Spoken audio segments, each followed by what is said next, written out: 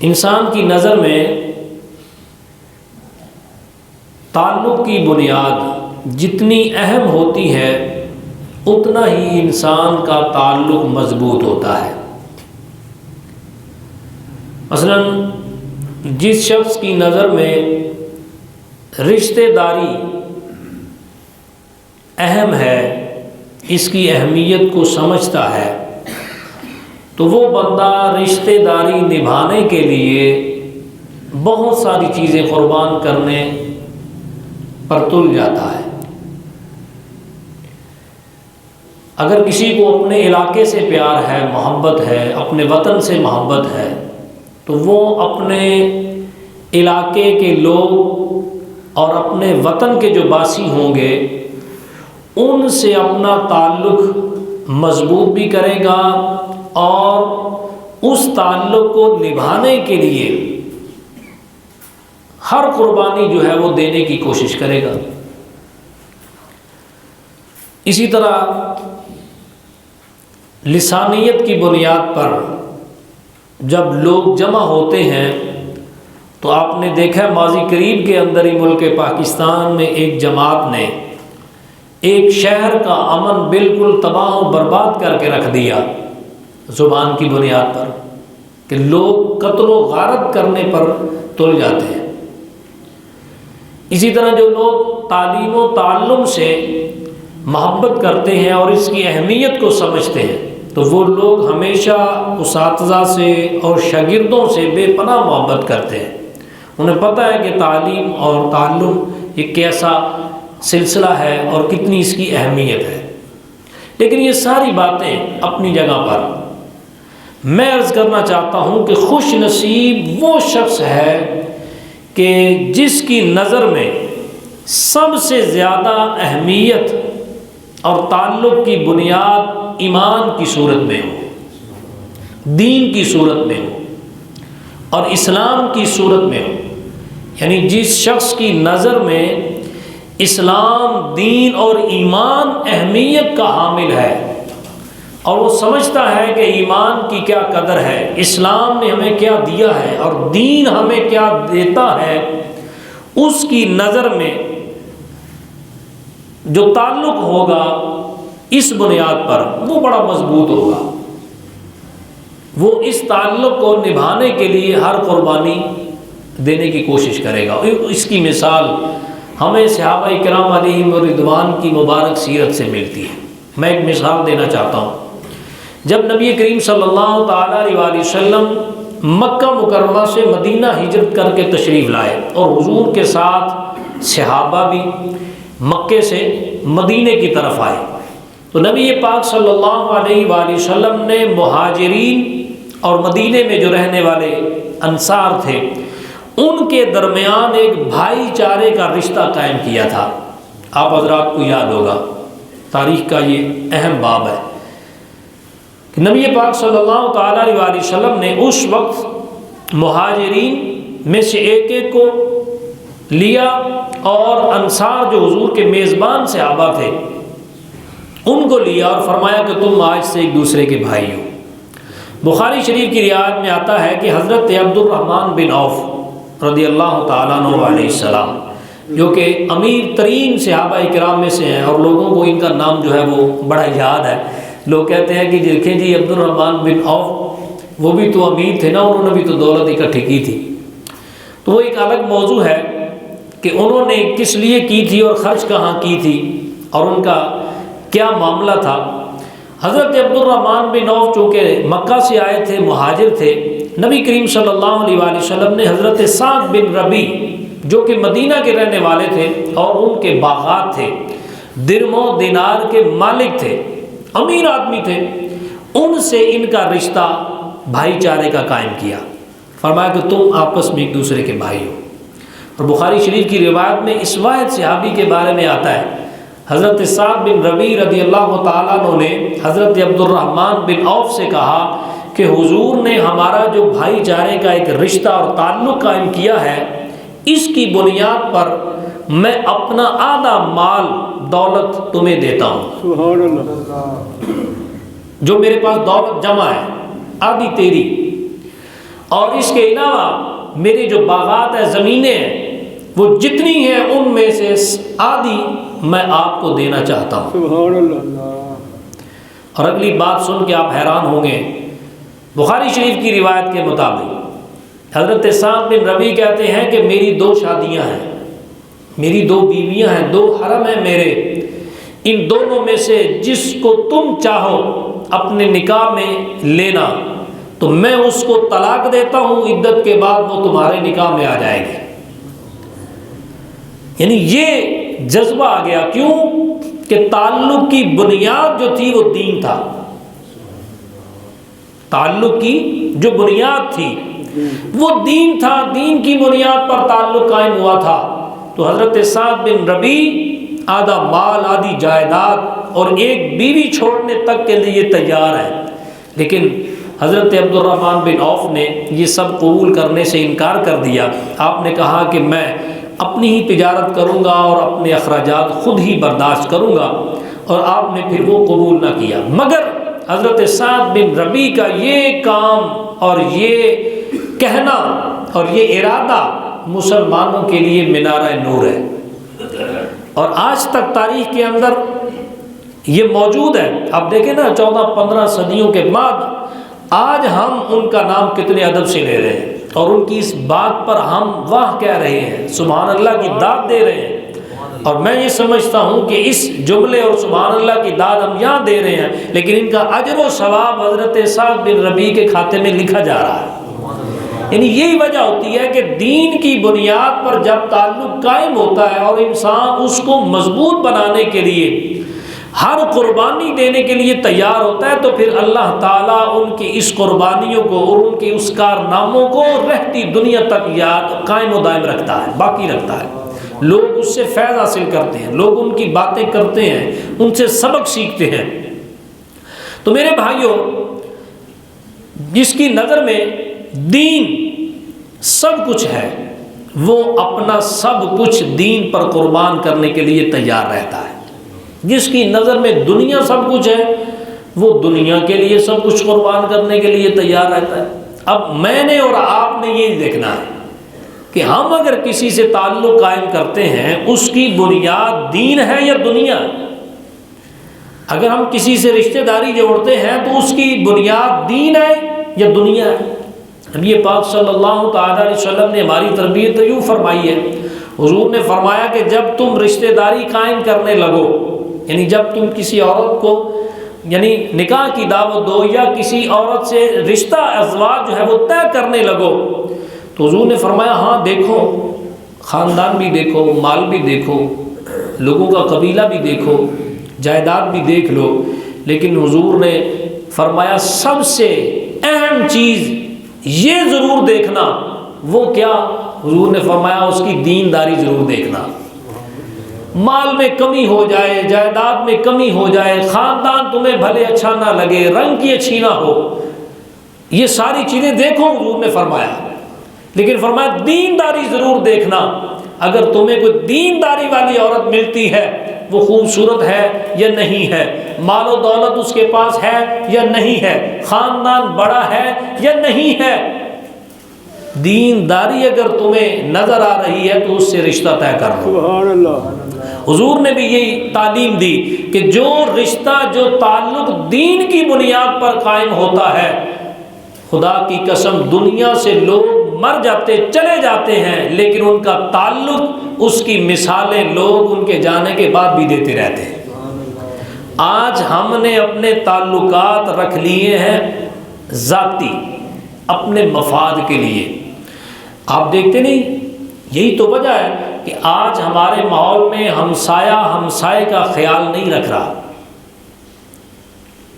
ہمیں کئی دن گزر جاتے ہیں کہ ہم اپنے ہمسائے کی خیر و عافیت پوچھتے نہیں۔ ہم مسجد میں آتے ہیں، منہ بند کر کے آتے ہیں اور منہ بند کر کے چلے جاتے ہیں۔ کسی سے علیگ سلیگ اور کسی سے حال احوال پوچھنا ہمیں گوارا ہی نہیں ہے۔ ہم کیا سمجھتے ہیں؟ ہم کہتے ہیں میرے سٹیٹس کا آدمی ہوگا، میں اس سے بات کروں گا، میں اس سے بات کروں۔ اللہ کے بندو، اسلام کے مزاج کو سمجھو۔ اسلام ہماری تربیت کیا کرنا چاہتا ہے اس کو ہم نے دیکھنا ہے۔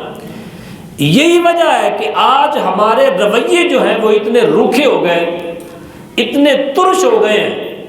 اس لیے تو کفار کو پتہ ہے کہ یہ کشمیر ڈے روز منا لیں، سال بعد 5 فروری تو بڑی دور ہے، اگر یہ روز بھی کشمیر ڈے منا لیں گے تو یہ کشمیر نہیں لے سکتے۔ کیوں؟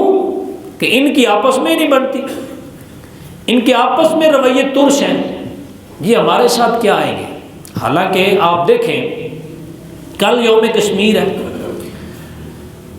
تقریباً 913 دن ہو گئے ہیں، کل 914 دن ہو جائیں گے۔ دنیا کی سب سے بڑی جیل کشمیر بنی ہوئی ہے، دنیا کی سب سے بڑی جیل ہے اس وقت، 914 دن ہو گئے ہیں۔ لیکن ہم 5 فروری کو بھی انجوائے کر کے پارک جا کے گھر میں کیک لا کے 5 فروری پر نغمے ترانے سن کے وہ ہم گزار دیں گے۔ یہ اچھا اقدام ضرور ہے، اچھا قدم ہے کہ ہم 5 فروری کو یوم کشمیر اور یکجہتی کشمیر منائیں، اور اس سے ہی دنیا کے اندر کشمیر کا جو ہے وہ لوگوں کو معلوم ہوگا کہ یہ مسئلہ کیا ہے۔ لیکن اس کے تقاضے کیا ہیں وہ ہم نہیں سمجھتے۔ ہمارے ہاں تنظیمیں ہیں، تحریکیں ہیں، بزمیں ہیں، اور ہر بندہ یہ چاہ رہا ہے کہ میں صدر ہو جاؤں۔ میں اکثر کہا کرتا ہوں کہ ہمارے ماحول میں یہی بن گیا ہے کہ تنظیم بن جائے، تحریک بن جائے، کوئی بزم بن جائے، کوئی جماعت بنے، میں اس کا صدر ہو جاؤں۔ حتیٰ کہ میں اکثر کہتا ہوں کہ ہمیں صدارت چاہیے، وہ چاہے ہمیں قبرستان کی مل جائے، بس میرے نام کے ساتھ نیچے صدر ہو جانا چاہیے کہ صدر فلاں۔ یہی حالات ہے۔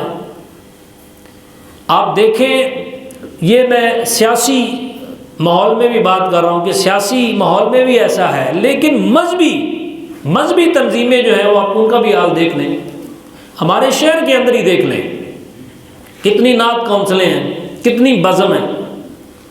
اس کی وجہ کیا ہے کہ 2-4 نعت کونسلیں ہوتی تو پورے شہر میں محفل میلاد نہیں ہو سکتی ہے، لیکن ہمیں چاہیے صدارت۔ وہ تب ہی ملے گی جب ہم گلی محلے کی تنظیمیں بنائیں گے۔ تو جب ہم ان چکروں میں پڑ گئے نا عہدے پہ، خدا کی قسم اسلام کا مزاج وہ تو یہ ہے کہ جو بندہ کسی عہدے کی خواہش رکھتا ہے اس کو وہ عہدہ دینا ہی حرام ہے۔ صحیح بات کر رہا ہوں میں، قرآن و حدیث آپ پڑھیں، اس شخص کو عہدہ دینا حرام ہے کہ جو بندہ یہ خواہش کرے کہ مجھے فلاں عہدہ مل جائے۔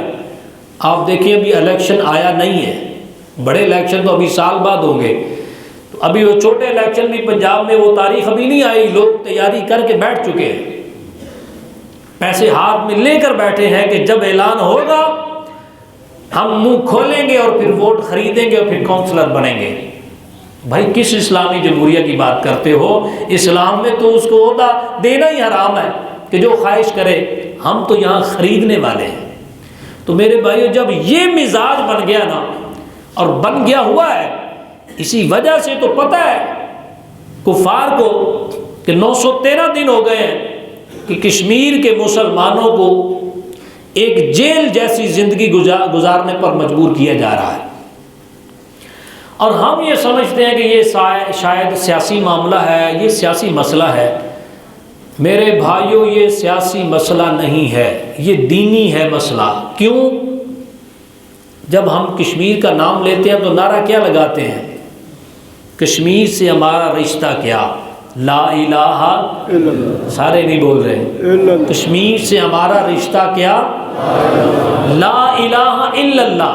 جب یہ نعرہ ہم نے لگا لیا، اور یہ اسلام کی بنیاد اور اساس ہے، اور ہم اس کلمے کی وجہ سے آج عزت سے جی رہے ہیں، تو یہ کلمہ جب ہم نے نعرہ لگا کے کشمیر کے ساتھ، تو یہ ہم نے بتا دیا کہ بھائیو یہ سیاسی اور دنیاوی معاملہ نہیں ہے، یہ مسئلہ دینی ہے۔ اور پھر یہ صرف ہم نہیں ہیں یک طرفہ ہم محبت کرتے ہیں، ہم کہتے ہیں کشمیر۔ آپ دیکھ لیں کہ جب کشمیری مسلمانوں کے لوگ شہید ہوتے ہیں تو وہ شہداء کو پاکستانی پرچم میں لپیٹ کر دفن کرتے ہیں، یعنی وہ بھی صرف یہ ہماری طرف سے محبت نہیں ہے، یہ ہم کہتے ہیں کہ لا الہ الا اللہ ہمارا رشتہ ہے، نہیں، وہ بھی یہ سمجھتے ہیں کہ ہم بھی پاکستان جیسے ملک، یعنی ہم وہ آزادی چاہتے ہیں، لیکن اس کے لیے ہم نے کیا کرنا ہے؟ منانا اچھی بات ہے، اس کو قائم رکھنا یہ بہت اچھی بات ہے، لیکن اس کے تقاضے کیا ہیں؟ ہم کیسے بتائیں گے، ہم کیسے اس طرف جائیں گے؟ اور یہ معاملہ صرف 70-75 سال کا نہیں ہے، بعض لوگ سمجھتے ہیں ہاں یہ ہماری ذمہ داری 70-75 سالوں سے ہے ملک پاکستان کی، کیونکہ اس وقت یہ لکیریں کھینچی گئی اور پاکستان بنایا گیا، ہمیں یہ ملک دے دیا گیا، یہ لوگ، اس وقت سے ہماری ذمہ داری زیادہ ہے کہ ہم اس پر بات کریں، اس کے تقاضوں کو پورا کریں، ورنہ یہ تو 2-3 صدیوں سے 1831 سن عیسوی جب راجہ رنجیت سنگھ نے حملہ کر کے کشمیر کا گورنر تھا عبد الحنان، اس کو شکست دی اور اس وقت کشمیر پر قبضہ کیا، اس وقت سے 2-3 صدیوں سے اسلامی حکمران کشمیر کو نہیں ملا۔ اس سے پہلے 1321 کے اندر ترکستان سے ایک بزرگ آئے تھے سید شرف الدین، جنہیں صوفی بلبل شاہ قلندر سہروردی رحمۃ اللہ علیہ کہا جاتا ہے، انہوں نے آ کر وہ راجہ رنچند تھا اس کو مسلمان کیا، یعنی وہ آپ کے کردار کو دیکھ کر، آپ کے افعال کو دیکھ کر، آپ کی تبلیغ سے متاثر ہو کر وہ مسلمان ہوا۔ تو وہ اس وقت وہ راجہ تھا، مہاراجہ تھا، یوں سمجھیے کہ حکمران تھا۔ جب وہ مسلمان ہوا تو آپ کو پتہ ہے کہ جب حکمران کوئی مسلمان کوئی مذہب اختیار کرے تو پھر ہزاروں لوگ اس سے پیچھے وہ مذہب اختیار کرتے ہیں۔ تو اس نے جب اسلام قبول کیا تو انہوں نے، بزرگوں نے پھر ان کا نام رکھا صدر الدین، سلطان صدر الدین کا نام تاریخ میں آپ مل لیں، گوگل کر لیں، آپ کو ساری بات مل جائے گی، تو آپ دیکھیں گے کہ وہ پہلا حکمران بنا 14ویں صدی عیسوی کے اندر کشمیر کا۔ اس کے بعد پھر ایک سلسلہ چلتا رہا اور پھر اس میں بہت سارے بزرگ آئے، سید علی ہمدانی، اس کے بعد سید محمد میر ہمدانی، یہ بزرگ ہیں، انہوں نے بہت کام کیا۔ اور اس کے بعد شہاب الدین ایک سلطان آیا تھا، اس نے آ کر پھر کشمیر کے اندر مساجد اور مدارس اتنے قائم کیے کہ آج بھی کشمیر کے اندر ان کے بنے ہوئے مدرسے موجود ہیں اور وہاں پہ قرآن و حدیث اور فقہ کی تعلیم دی جا رہی ہے۔ یعنی ہمارا جو رشتہ یہ سیاسی نہیں ہے، یعنی ہم پر قرض ہے، امت پر قرض یہ ہے کہ 3-4 صدیوں سے، یعنی 1800 سن عیسوی سے لے کر آج 2022 آ گیا ہے، یعنی یہ 20ویں صدی جا رہی، 21ویں صدی ہے، تو 2-3 صدیوں سے ہم پر یہ قرض ہے۔ لیکن افسوس یہ ہے کہ ہم پر اب زیادہ ذمہ داری اس لیے ہے کہ ہماری سرحد اس کے ساتھ لگتی ہے، وہ کشمیری مسلمان ہے۔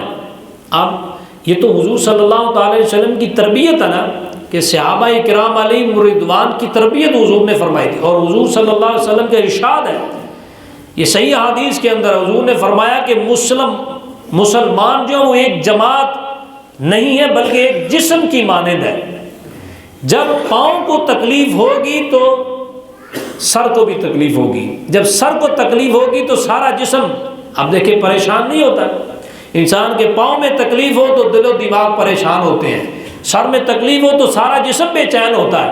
تو حضور نے فرمایا کہ میری امت کی مثال ایک جسم کی ہے، اگر کہیں بھی کسی کو دکھ ہوگا تو پوری امت جو ہے وہ پریشان ہو جائے گی۔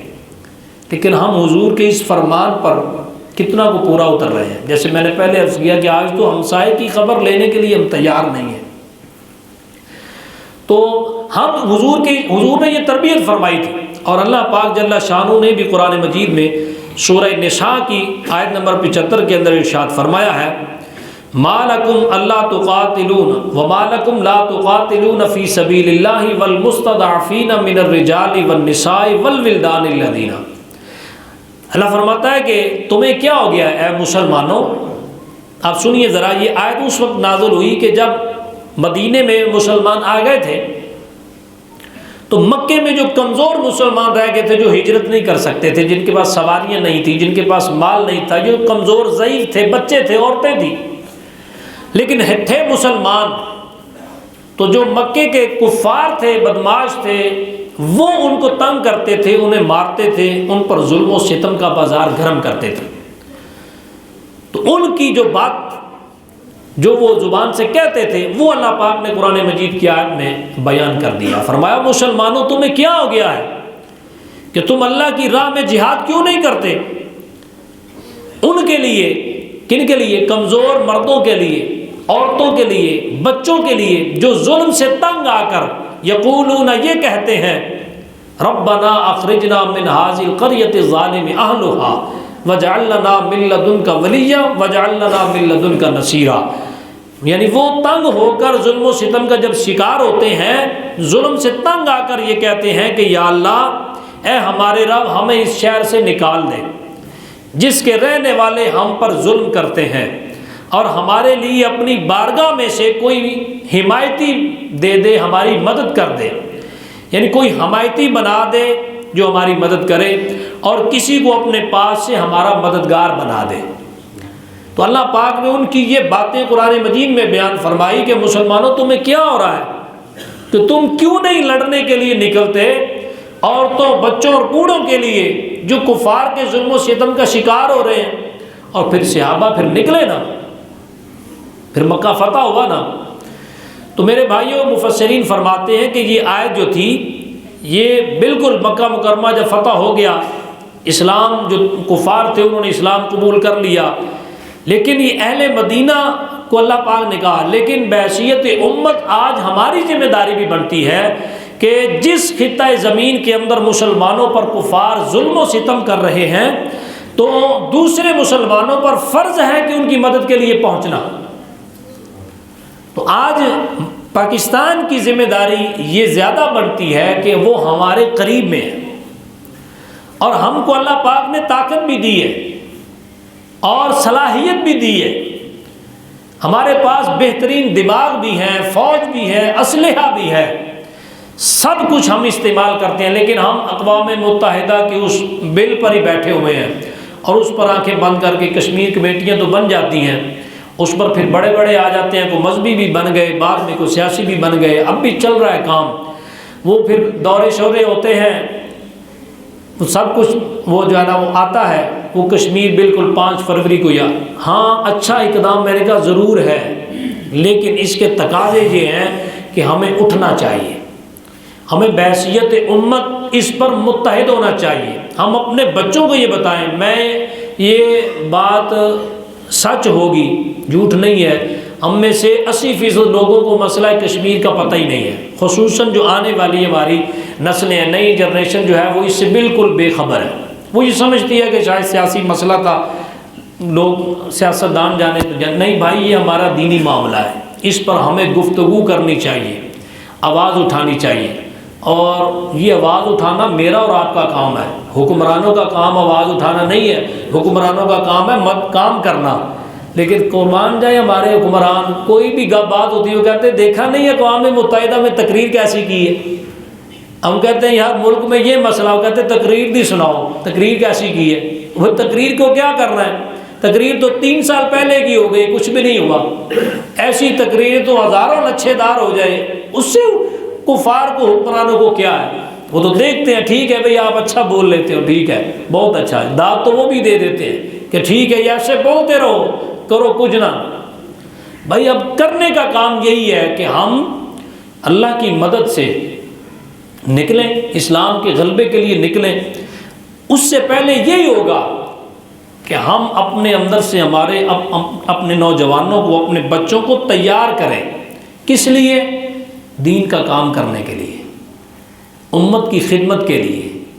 جذبہ خدمت خلق یہ تنظیمیں بنانے سے تو نہیں ہوگا، اپنے بچوں کے اندر یہ جذبہ ڈالیں. ہم اپنے بچوں کے اندر یہ جذبہ نہیں ڈال رہے، وہ جذبہ ڈالنے کا طریقہ ہے یہ. ہم تو یہی دیکھتے ہیں کہ ہم نے اگر 2 چیزیں لی ہیں تو جو اچھی چیز ہے وہ ہم اپنے بچے کو دیتے ہیں، جو پرانی ہو جاتی ہے وہ کہتے ہیں چلو بیٹا یہ دے دو. اسلام کا مزاج تو نہیں ہے.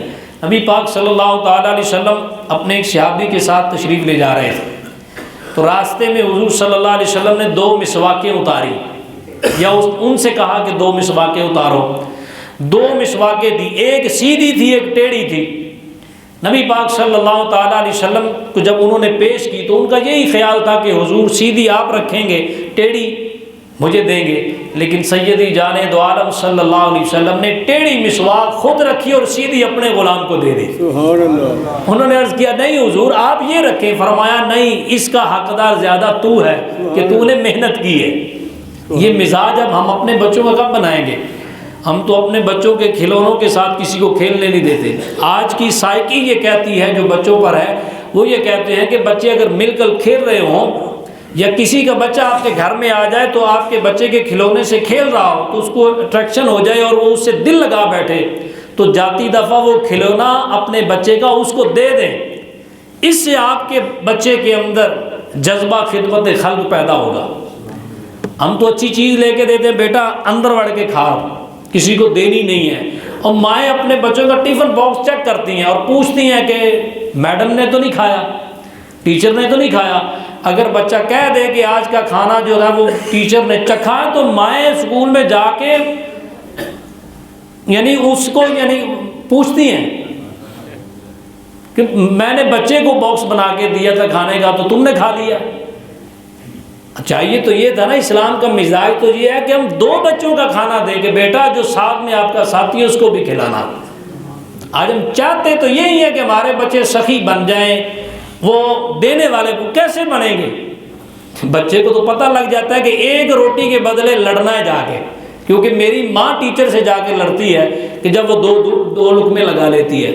تو میرے بھائیوں ہمیں نیچے سے یہ تربیت شروع کرنی ہے۔ تو کیسی ہوگی؟ جب ہم وہ جذبہ، قربانی کا جذبہ ہمارے اندر آئے گا۔ میں نے پہلے عرض کیا کہ ہر بندہ میرے سمیت صدر بننا چاہتا ہے۔ سیدی عمر فاروق رضی اللہ تعالیٰ عنہ آپ بیٹھے ہوئے تھے، آپ کے صحابی بیٹھے تھے، آپ نے نہ پوچھا، آپ نے فرمایا یار اپنی خواہش بتاؤ۔ 3-4 لوگ اور بیٹھے تھے، آپ نے فرمایا کہ تمہاری خواہش کیا ہے؟ ایک شخص نے عرض کیا کہ میری خواہش یہ ہے کہ یہ جو کمرہ ہے نا جس میں ہم بیٹھے ہوئے ہیں، یہ کمرہ سونے کا ہو جائے اور یہ سارا سونا پھر میں غرباء میں تقسیم کر دوں۔ آپ نے فرمایا سبحان اللہ۔ دوسرا اس نے کہا جی میں یہ چاہتا ہوں کہ یہ موتیوں کا بھرا ہو تو میں تقسیم کر دوں۔ ایک نے کہا جی سونے اور چاندی، مختلف کے۔ آپ سے پوچھا گیا حضرت عمر فاروق رضی اللہ تعالیٰ عنہ سے کہ آپ بیان کریں کہ آپ کی کیا خواہش ہے؟ آپ نے فرمایا میں یہ چاہتا ہوں کہ یہ سارا کمرہ لوگوں سے بھرا ہو۔ سبحان اللہ۔ لوگوں سے بھرا ہو۔ اور کیسے لوگ ہوں؟ فرمایا ان لوگوں میں ابو عبیدہ بن جراح جیسا مجاہد ہو، عبد الرحمن بن عوف جیسا مالدار ہو، ابو ہریرہ جیسا علم والا ہو، علی جیسا علم والا ہو، ابو بکر جیسا سمجھدار ہو۔ ان لوگوں سے کمرہ بھرا ہو اور میں ان لوگوں کو اٹھا کر حضور کی امت کی نگہبانی کے لیے مقرر کرتا چلا جاؤں۔ میں یہ چاہتا ہوں۔ اور پھر ایسا کیا آپ نے۔ جن لوگوں نے کہا تھا نا کہ سونے سے بھرا ہو، چاندی سے، آپ نے نا ان کے پاس تحفتاً خفیہ طور پر سونا اور چاندی بھیجا اور لوگوں کو کہہ بھی دیا کہ سونا چاندی لے کر جاؤ اور پھر دھیان بھی رکھنا کہ یہ ان کے پاس سونا چاندی آئے یہ تقسیم کرتے ہیں یا صرف یہ خواہش دنیا داری کے لیے تھی، یہ اس خواہش میں سنجیدہ بھی تھے یا کہ نہیں تھے۔ آج ہم کہتے ہیں یا اللہ اتنا دے پھر ہم ایسے کریں گے، تو جب ملتا ہے تو پھر بھول جاتے ہیں، کہتے ہیں کیڑا یہ تو میری اپنی محنت سی۔ یعنی جب اللہ دے دے پھر کہتا ہے میری چلاکیاں۔ اچھا جب نقصان ہو جائے تو پھر پوچھنا بھی ہاں کی حال ہے، کہتا ہے اللہ دی مرضی، صدقے جاواں۔ میں کہا فائدہ ہو گیا تے تیریاں چلاکیاں، نقصان ہو گیا تے اللہ دی مرضی ہے۔ کیسا تو رب دا بندہ کہ نقصان رب دے کھاتے تو فائدہ ہو گیا تے میری چلاکیاں۔ تو لیکن جب آپ نے سونا بھیجا، چاندی بھیجی، مال و دولت بھیجا اور خفیہ طور پر لوگوں کو بھی کہہ دیا، لوگوں نے آ کے جو رپورٹ دی، سبحان اللہ، سبحان اللہ، انہوں نے کہا کہ عمر تیری رعایا کے اندر اور تیری حکمرانی کے اندر جو لوگ پلتے ہیں نا وہ اندر سے بھی مومن ہے، باہر سے بھی مومن ہے۔ سبحان اللہ۔ وہ نرے منہ سے باتیں کرنے والے نہیں ہیں، وہ واقعی وہ لوگ ہیں جن کے دل کے اندر دنیا نہیں ہے۔ ہم نے دیکھا ہے سونا چاندی جب دیا نا ان کو انہوں نے تھوڑی دیر کے اندر ہی سارا ہی غریبوں میں تقسیم کر دیا۔ آپ نے فرمایا ان لوگوں کو لے کر آؤ، ان کو میں حکمرانی دینا چاہتا ہوں، ان کو فلاں لا کے، اور ان لوگوں کو بلا کر پھر آپ نے مختلف علاقوں کے اندر عامل بنا کر بھیجا۔ فرمایا اب تم میرے نائب بن کر حضور کی امت کی نگہبانی کر سکتے ہو۔ تو آج یہ جذبہ ہم میں کیسے آئے گا؟ جب ہم تھوڑی تھوڑی چیز پر، تھوڑی تھوڑی باتوں پر اور چھوٹی چھوٹی چیزوں پر ہم لڑتے نظر آئیں گے۔ تو میرے بھائیو، جب یہ جذبے ہم اپنے اندر سے یہ رویے نکالیں گے اور یہ جذبہ پیدا کریں گے تو پھر وہ دن دور نہیں ہے کہ کشمیری مسلمانوں کو ہم ڈھارس دے سکیں گے۔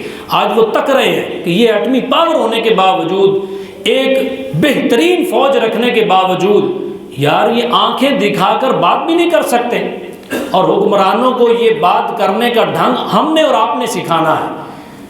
اصل میں ہم ان کو جو ہے نا وہ اتنا سپورٹ کرتے ہیں کہ آج کوئی ہمارے پاس ان کا کوئی نمائندہ آ جائے، سارے شہر دے ہار مک جانے، یعنی آج کوئی آ جائے نا وزیر، گالیاں ہم بھی نکالتے ہیں، گیس بھی کوئی نہیں، بجلی بھی کوئی نہیں، فلاں بھی کوئی نہیں، سب بھی کوئی نہیں، لیکن آج حکومت کا کوئی نمائندہ آ جائے تو سارے شہر دے پھول اسیوں دے اتنے چھٹ رہے ہیں۔ کچھ ہم بھی خیال کریں، غریبوں نے ان کو جو ہے بنایا ہے، تو خدا کے لیے غیرت یہ اپنے اندر پیدا کیجئے، اپنی نوجوان نسلوں کے اندر، اپنے بچوں کے اندر قربانی کا جذبہ جو ہے وہ اس کو بیدار کیجئے، پھر جا کے انشاءاللہ امت مسلمہ کا کھویا ہوا وقار جو ہے وہ اللہ ہمیں نصیب کرے گا۔ آمین ثم آمین بجاہ النبی الامین صلی اللہ علیہ وسلم۔